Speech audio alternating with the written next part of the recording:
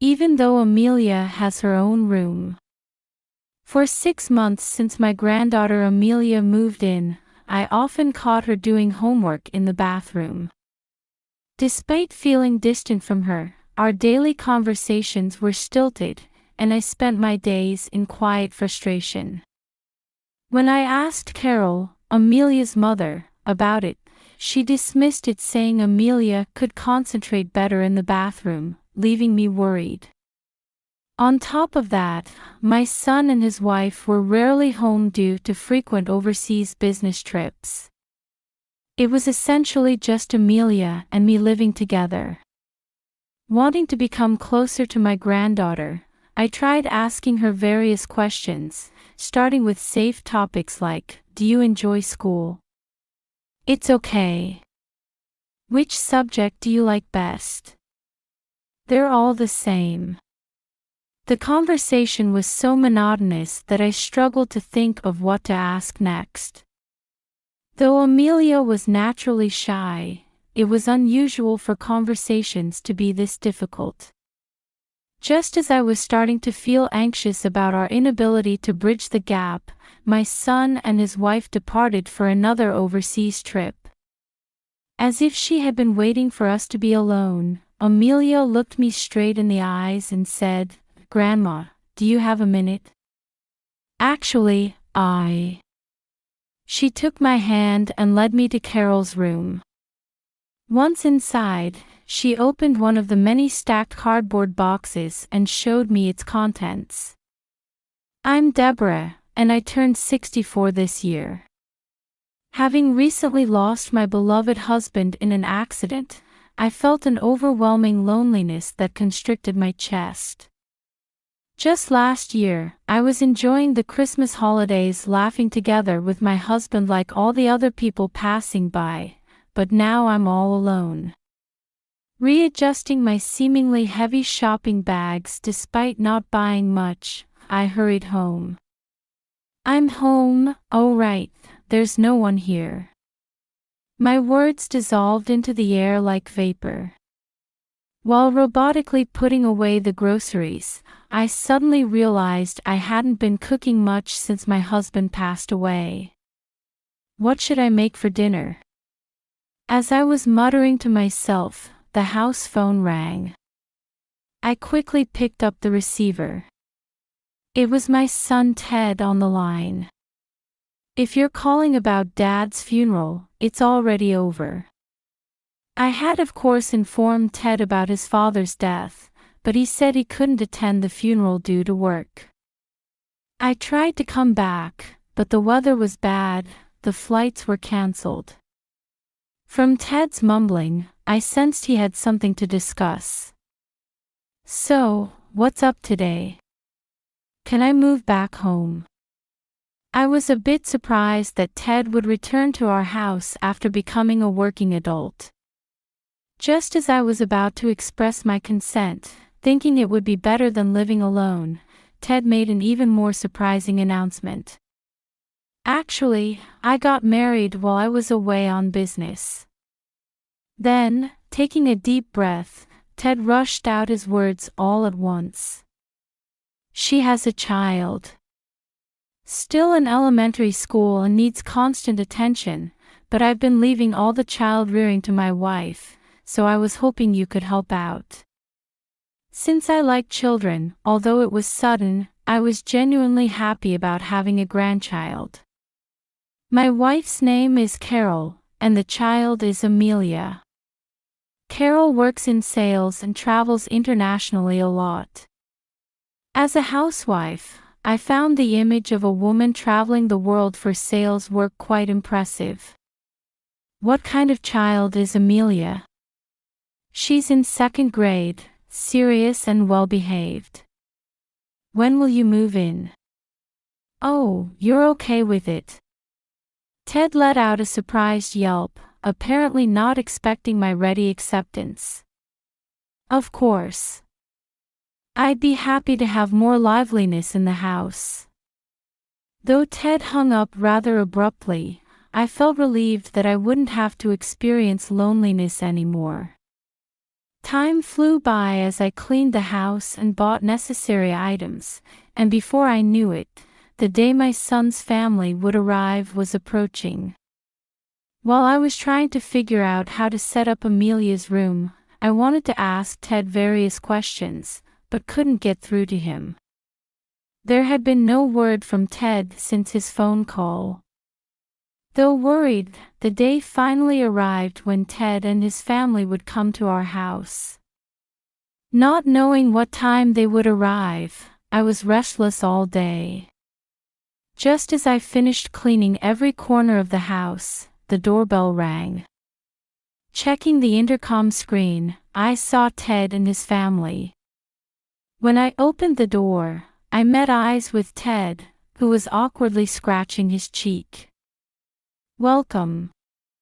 I was worried because I called several times but you never answered. "Sorry, I was busy. Since we'll be living together, you need to keep in touch even when you're busy."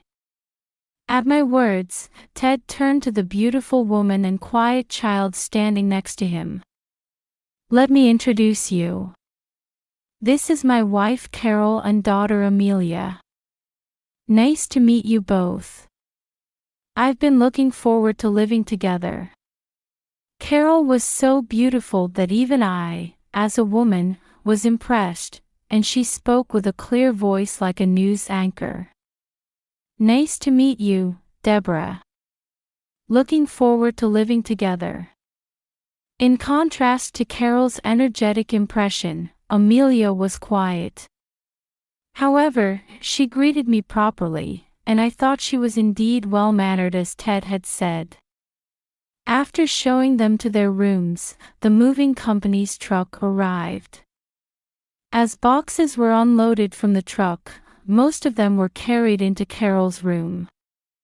Though I tried to help with the numerous boxes, they refused, saying they felt bad about moving in without proper notice. Thinking it would be wrong to interfere too much with their privacy, I watched from a distance for several dozen minutes until all the boxes were brought in and the movers left. Ted, who had calmed down a bit, looked at my husband's photo and said, "It was so sudden, about Dad. I heard he sacrificed himself to save a child who was about to be hit by a truck that ran a red light. That's just like Dad." "Yes. I heard the child survived, and the parents were very grateful. As a father myself, I need to cherish Amelia too." Despite being busy with work, Ted seemed concerned about not being able to spend much time with his daughter. As we were talking, Amelia seemed to have finished organizing her things, and was quietly standing in the corner of the living room. Then Ted left the room to organize his belongings. "Amelia, are you hungry?" "No, I'm fine." Seeing my granddaughter's oddly mature attitude, I thought she must be shy. "Then Amelia, would you like to have tea with me?" It might take time to get close to Amelia. While preparing tea, hoping to become a little closer, I asked, "What do you like, Amelia?" "Nothing in particular." "It could be anything, like food." "Nothing." Her unexpected reluctance to talk left me at a loss. As I was struggling to find a topic, Ted, who had apparently finished unpacking quickly, returned to the living room. "Since we're always traveling abroad, we don't have much stuff, so it was quick to unpack," Ted said with a laugh, and I could imagine how busy their life must have been. "Good work. I'd like to start preparing dinner. Does anyone have any food preferences?" "I can eat anything," Ted said, and Amelia silently nodded in agreement. I decided to make pasta for dinner. Just as the pasta was cooked and I was mixing it with the sauce, Carol came into the living room. "Something smells good. Welcome back. The pasta just finished cooking." Thank you. I'm so happy. You must have it tough too. Yes, the company is on the verge of bankruptcy after a failed business venture. I'm traveling around because the salary is low. Hearing about her difficult situation, my heart ached, and I decided to support Carol as much as I could. Please rely on me whenever you need to. Carol nodded with a smile. This is how our life together began. However, both Carol and Ted were away from home more often than expected, and if I hadn't been there, Amelia would surely have felt very lonely. Since we're not blood related, I need to be careful while taking care of her, but I sympathize with my granddaughter's situation. I need to maintain an appropriate distance from Amelia while being careful not to intrude too forcefully into her heart. After 6 months of carefully approaching her this way, I noticed that Amelia often studied in the bathroom. Even though Amelia has her own room. Today too, when she came out of the bathroom with her study materials, I quickly asked, "Amelia, why do you study in the bathroom? Your room is much more spacious." However, she wouldn't answer and remained silent, looking down. "You can tell me anything." Though I spoke gently while making eye contact, Amelia pressed her lips together tightly and shook her head. "Let me know when you want to talk about it." She ended up leaving quickly for her room without saying anything. I'll ask Carol when she comes home today. Since starting to live together, Ted and his family had become better at keeping in touch. Ted was scheduled to return next week, and Carol was due back from her business trip today. As scheduled, Carol returned home in the evening. "I'm home." Carol entered the house carrying a large suitcase. Work went well this time. She was humming while unpacking, clearly in a good mood. Thinking she must be quite capable at her job, I waited for her to settle in. When she came to the kitchen to get a drink, I quickly asked about Amelia. "Carol, I notice Amelia often studies in the bathroom. Do you know why?" I asked Amelia about that before, and she said she can concentrate better there. Is that so? Maybe she likes small spaces. She says it's where outside noise is most muffled. So don't worry about it. True, the bathroom is quiet, and since we keep it clean, it might be a good environment for concentration. Though half convinced, I decided not to pursue the matter further. The next night, Carol left again, saying she had another business trip. They're hardly ever home. It's essentially just Amelia and me living together. Wanting to become closer to Amelia, I tried asking her various questions, starting with safe topics like, "Do you enjoy school?" "It's okay." "Which subject do you like best?" "They're all the same." The conversation was so monotonous that I struggled to think of what to ask next. Though she was naturally shy, it was unusual for conversations to be this difficult. Thinking I should avoid school topics, I tried changing my approach. "What do you usually do on your days off?" "Homework." Amelia maintained a dark expression and stiff tone throughout. Feeling that asking more questions might make her dislike me, I dropped my shoulders. "You're working very hard. Take it easy while I prepare dinner." At my words, she seemed slightly relieved and gave a small bow before returning to her room. What should I do? As I was heading to the kitchen holding my head, I noticed the bathroom door was locked. I wonder if she needed to use the bathroom. If so, That would explain her curt attitude. I decided to try talking to her again when the timing was right. From the next day, I watched for opportunities to talk to her and even took her shopping on holidays. Meat is on sale today. Shall we have steak for lunch? Do you like steak, Amelia? Yes. Though Amelia's attitude hadn't changed much, I was starting to read her expressions better. Her face had tensed slightly when I mentioned steak. But I'd like some macaroni and cheese too. Maybe we should have that instead. Yes. This time I got it right, as Amelia nodded with an animated voice. Through such casual interactions, I thought we were gradually growing closer, when one day, we received a phone call at home. Hello, this is Alex, Amelia's homeroom teacher. Am I speaking with Amelia's family? Yes, I'm her grandmother. This was the first time receiving a call from school, so I became anxious. Amelia has developed a high fever and has been delirious, but unfortunately the school nurse is absent. What?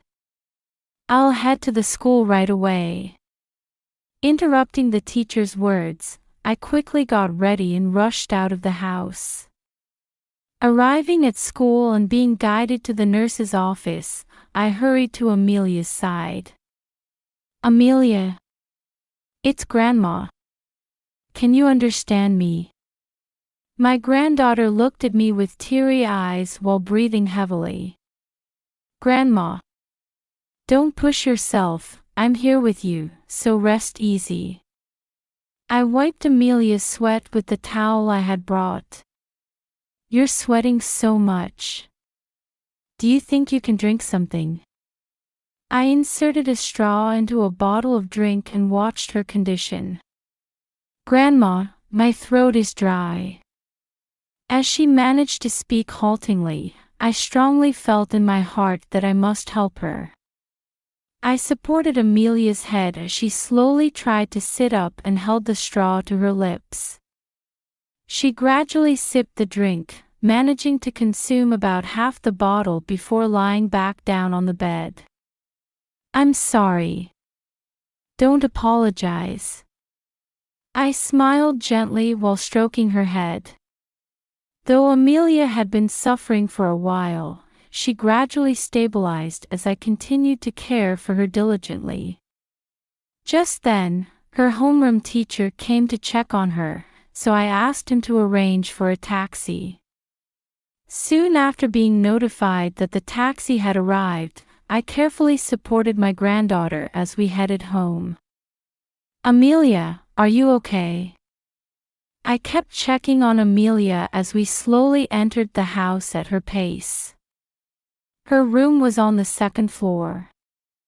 Thinking it would be too tough for her to climb the stairs, I had her rest in a room on the first floor. Afterwards, I stayed by her side, making chicken soup and wiping her face with a damp towel. Grandma, thank you. It's nothing. I'll always be here, so don't worry. Around the time Amelia's fever started to come down, Ted returned home. Is Amelia okay? Welcome back. She's resting quietly now. That's good. Looks like I left everything to you at a difficult time. It's fine. This is exactly when I'm needed. Ted, looking relieved, spread out on the desk the medicine and tea he had bought for Amelia. By the way, where's Carol? Actually, we haven't heard from her. This trip seems to be far away, maybe the reception is bad. Another business trip. She seems busier than me. I'm worried about Carol too. Though I felt some distrust about Carol being unreachable during her continuous business trips, Amelia was more important to me. A few days later, When Carol suddenly returned without any prior contact, Amelia had completely recovered. In contrast to the deepening bond between Amelia and me, Carol showed no signs of concern for Amelia. "Carol, I'd like to talk about Amelia." "I'm sorry. I've been suddenly called to the office. Could we discuss this another time?" "I'm worried about Amelia. While you were away, she's been studying in the bathroom every day, whether it's hot or cold. Something's clearly wrong. That just means she finds the bathroom comfortable. Please don't worry about it. She stays cooped up there without even air conditioning. She must be so focused on studying that she doesn't notice the heat or cold. I have to go now." Her words were unthinkable for a parent, and I felt chilled by her coldness.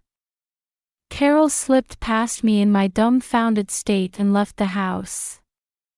A few days later, both Ted and Carol left for overseas business trips again, leaving me alone with Amelia. "Grandma, do you have a minute?" As if she had been waiting for us to be alone, Amelia looked me straight in the eyes and spoke appealingly. "Actually, Saying this, she took my hand and led me to Carol's room. Once inside, she opened one of the many stacked cardboard boxes and showed me its contents. "I know about it. About Mom's affairs." These are things she bought to camouflage the matching items she bought with her lovers during trips. Shocked by these words, I could only stare with wide eyes. However, it was too early to be surprised, as Amelia next placed her hand on Carol's computer. She turned it on, waited for it to boot up, and clicked on a file that prompted for a password. I don't really want to look, but... The file contained many photos of Carol, but there was always a man next to her. There are so many. Looking closer, the men next to her kept changing. The dates showed multiple entries from days when Carol had said she was on business trips. Before, I wanted to look something up and borrowed Mom's computer. Amelia, being in elementary school, didn't have a smartphone. She always used Carol's computer for research. I have a folder where I save my data, but once I accidentally saved it in a different folder. While scrolling through the photos, Amelia explained the situation. So I was opening files one by one looking for my data, and found this file was the only one locked. Looking at Carol's smiling face in the photos, she continued in a dark tone. I was curious and tried Mom's birthday as the password, and it opened. After closing the file and shutting down the computer, she took a deep breath. So when I confronted Mom about the affairs, she threatened me, saying if Dad and Grandma found out, I would be thrown out too. How terrible. I felt anger rising within me toward Carol. So she said if I pretended not to see the affairs, I wouldn't be thrown out, and she'd give me souvenirs to keep quiet. I can't believe she tried to buy your silence with souvenirs meant to cover up her affairs. She forcefully put several in my room too, and every time I see them, I can't bear being reminded that Mom is having affairs.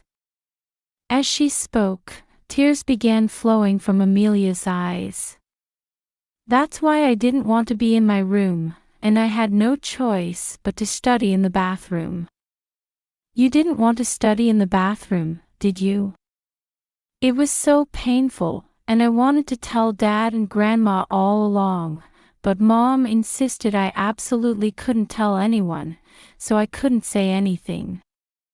Come to think of it, I realized I'd rarely seen Carol and Amelia talking together happily.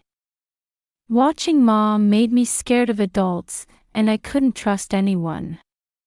But I thought I could tell you, Grandma. Indeed, while she hardly responded when I talked to her before, I could feel her opening up to me since that day. Amelia said in a strained voice, "I'm sorry for keeping quiet until now. I guess an unlovable granddaughter who keeps secrets doesn't deserve to stay in this house. Of course we won't throw you out." Having reached my peak of anger, I hugged Amelia and immediately sent an email to Ted. He called right away.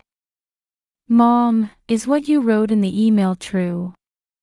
His voice was so rushed that his anxiety was evident. "Yes, Amelia told me, and I saw it myself. This is an emergency. I'll tell the company and return home right away." Amelia looked worried as she listened to my phone conversation with Ted. "It's all right. No matter what happens, I'll protect you." Ted really did return immediately. As soon as he got home and saw the evidence of Carol's affairs, he was furious. "We'll confront Carol as soon as she gets back." I had never seen my son show such anger before. I nodded at Ted's words, and we waited for Carol's return. A few days later, that day finally came. "Carol, we need to talk about something important," Ted said the moment Carol returned home. "What's this all of a sudden? I just got back and I'm tired." "So you've been having affairs? What are you talking about?" Carol was clearly pretending not to know, with an obviously displeased attitude. "I saw the photos of you with men." "Huh? You looked through my computer without permission." Carol seemed desperate to deflect attention from the undeniable facts. "You locked the file because you didn't want anyone to see it, right? So it was Amelia. How dare you tell them?" Carol finally lost control and tried to lunge at Amelia, but Ted restrained her. Was this who Carol really was? What was the person I'd been seeing until now? "Let me go. You'll regret telling them." With Ted holding her firmly, limiting her movement, Carol resorted to verbal abuse. "You're my accomplice, so you'll be thrown out too. Amelia has done nothing wrong." I stood in front of Amelia protectively. "Carol, I called your company to confirm, and the story about being nearly bankrupt was a lie too, wasn't it? I haven't done anything wrong. Stop making false accusations." Though Carol stubbornly refused to admit her wrongdoing, she was clearly at her limit. "Your supervisor told me your salary was reduced because you'd caused problems with male relationships even within the company. Of course you'll have to pay damages, Carol, not just the men you had affairs with." Finally, Carol stopped resisting and hung her head dejectedly. Silence fell over the room. "You've all made me feel sick. I'm going to the hospital later." After exchanging glances with me, Ted released Carol. She walked back to her room like a soul leaving its body. Carol apparently did go to the hospital afterward. It turned out she had contracted a troublesome disease while overseas recently and needed to focus on treatment. Her reckless lifestyle caught up with her. I need to contact her company too. Ted, who received the call from the hospital, said he informed Carol's company about the situation. As a result, her reputation at work deteriorated further, and after causing trouble with the male employees she'd had affairs with who learned about her disease, she was forced to resign. Finally, we can have some peace. Dad, thank you. It's only natural. Ted spoke these words firmly, as if affirming them to himself. Just as we were beginning to regain our normal daily life after the turmoil, Ted received a phone call. Upon answering, he immediately frowned and said, "Don't be ridiculous.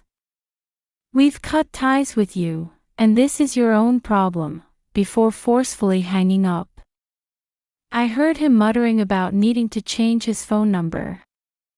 What happened? It was Carol. She said she has no money after paying damages and asked for help. How selfish. Exactly.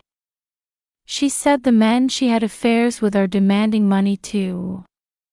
She brought this on herself. Apparently, Carol tried to work in nightlife establishments, making use of her beauty. Despite her enviable confidence, she couldn't find work due to her illness and was living in poverty. After all Amelia has suffered, Carol deserves what she's getting.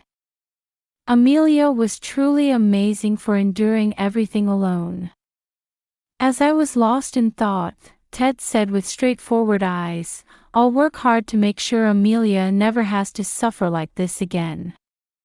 It seems this incident made Ted want to rebuild his relationship with his daughter, and I heard he requested a transfer to a domestic department. With more time at home, he began to be there for Amelia, and their parent-child bond seemed to deepen. Recently, Amelia's smiles have increased.